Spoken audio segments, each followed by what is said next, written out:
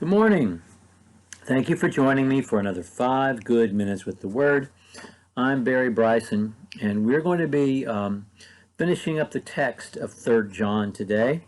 We'll make some concluding remarks about it tomorrow before we move on to our study of the book of Jude.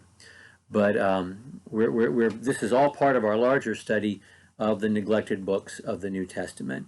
After we finish up with Jude, I think we're going to do a study of the minor prophets. Love the minor prophets. It's just some of the best writing in all of human history, and they were not minor in their influence or their importance. They just wrote shorter books.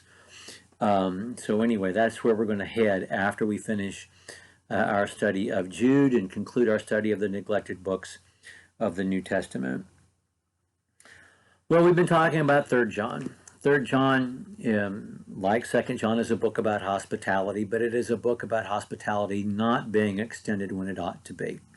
John begins by addressing this not to some general person like he does in 2nd John, but to a specific person, Gaius.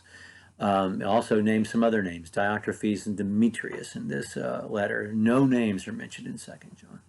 He begins by being unreserved in his love and praise for Gaius, what a good guy he is, how much he is loved. And then he goes on in verses 5 through 8 to talk about the way things ought to be when people travel for the Lord and the Lord's work, how they ought not expect those folks who are serving them to pay them. I mean, the folks who are they are coming to serve, whom they are coming to serve to pay them. That would be like Jairus going to speak for the first time in a village in India and trying to convert folks who are not Christians and then expecting them to pay him for the sermon that they heard. It's not what is supposed to take place. What is supposed to take place is that as Christians travel around the empire, they receive hospitality. Jesus expected this for the 12 when he sent them out 2 by 2 in Matthew chapter 10. It's exactly what Paul describes in 1 Thessalonians and what he expected for his co-workers, like Phoebe in Romans chapter 16, verse 1. And it's what Paul is expecting almost certainly for Demetrius. But that kind of hospitality has not been given his associates in that area, in that congregation or that town, because of a man named Diotrephes who likes to be the big shot.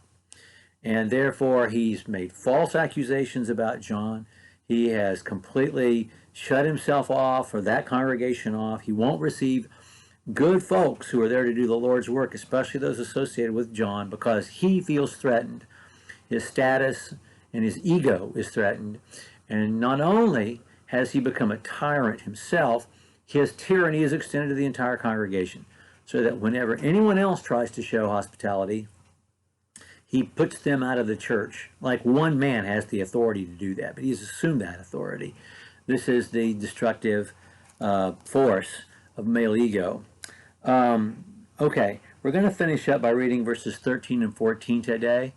So, in fact, let's go back to verse 12 and talk about Demetrius, and then we'll look at verses 13 and 14. Demetrius has received a good testimony from everyone, and from the truth itself we also bear witness, and you know that our witness is true. I had many things to write to you, but I am not willing to write them down with pen and ink. But I hope to see you shortly, and we shall speak face to face. Peace to you. The friends greet you. Greet the friends by name.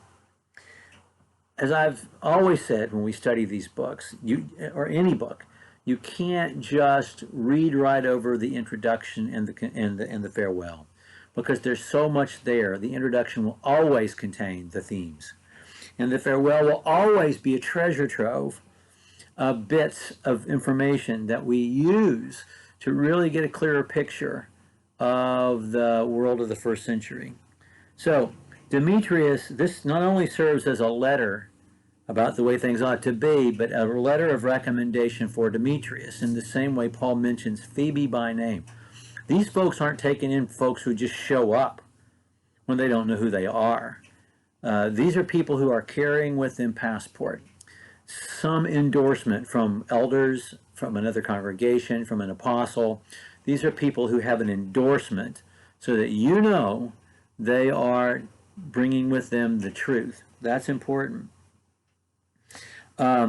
Just like Second John, and this is word for word. I had a lot of things to write to you about, but I don't want to just put it down in pen and ink. I want to talk to you face to face, literally mouth to mouth. But this is not about resuscitation. It's just our phrase is face to face, and their phrase was mouth to mouth, and it meant just in person, where we can see each other. Nowadays we might write mask to mask. I don't know.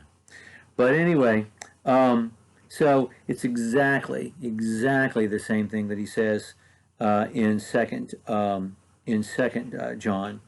and then he says, "I hope to see you shortly," which he also says in Second John, which is embedded in this text. Also, a promise of accountability. I'm not there to make things right, but I'm going to be there. I expect to be there, and so the house better be in order when I show up. I don't think this is a threat to Gaius in any way, but as Gaius shares this information, which I think John expects he will, everyone else will know John's on his way. He says, "Peace be to you." So we do have peace. We didn't have peace or grace in the hello, but we do have peace at the end. And then the friends greet you, greet the friends by name. Friends clearly mean more than just like-minded souls. It means Christians. And the use of friends at the end is important because we've spent the rest of the letter talking about agape love, but here we have philia, we have friendship, we have affection. You can love people that you don't particularly like, and you can, but you can't like people that you don't love. I think those two go together. I mean, you can like people casually and maybe not have the same depth of relationship, but both are necessary. Both are important. And I think in the church, at least mentally, we understand the necessity of agape. But philia, the friendship and actually liking somebody, it's more than just saying, okay, I'll give you a kidney, you're my brother in Christ, but I really don't like spending time with you. Philia is necessary. Friendship is necessary, and it's especially necessary if we're going to extend the kind of hospitality, which costs a good deal, to people to whom we owe that hospitality. Okay, tomorrow we'll have some concluding thoughts about 3 John. Thank you so much for joining me for another 5 Good Minutes.